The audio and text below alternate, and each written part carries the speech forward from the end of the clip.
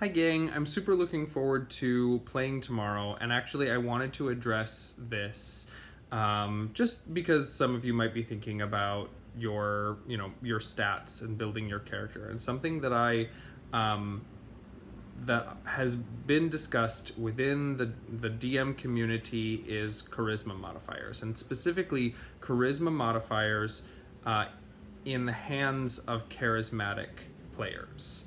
Here we have a perfect example of a player, Matt, who is so charismatic as a person.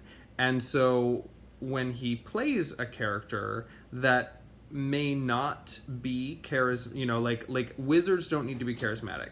In order for wizards to be like powerful, they don't need high charisma modifiers. It just doesn't matter. All of their spells are intelligence based. Charisma doesn't matter unless this wizard is trying to make a diplomacy check, in which case, say you are trying to convince these dwarves to get into their hideout, and the wizard, for whatever reason, is the one who needs to make the convincing argument. If you have a player who is charismatic, most DMs will kind of just let it slide that the character's charisma stat isn't very good. I'm one of those DMs. Now, look, if you're playing, Gra, the bugbear fighter, and you make this really eloquent argument about why you should be allowed into this, this dwarven sanctuary, then actually I'm probably, and maybe that's classist, elitist of me. I need to unpack that. But characters that have high intelligence or high wisdom, I'm generally going to be more forgiving of those characters if they don't have high charisma, but if they make reasonable arguments for diplomacy checks.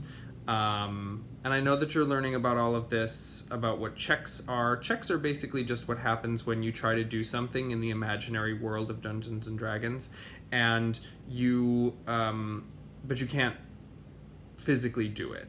You wanna swing from you jump off a balcony, swing from a chandelier, and land daintily in the middle of all of these nobles. That is a dexterity check. It's a couple of dexterity checks probably. But charisma, because you can speak on behalf of your character, and look, not all players are charismatic.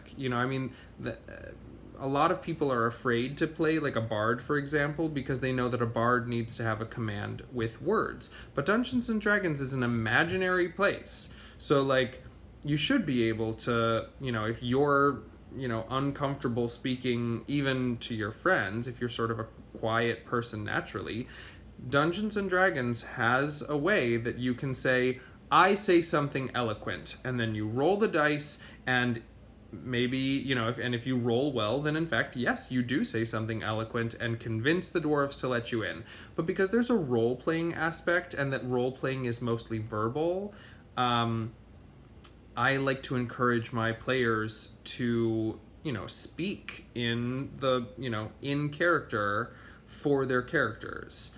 And so charisma, I know, Matt, you probably want to have a charismatic character because you are charismatic.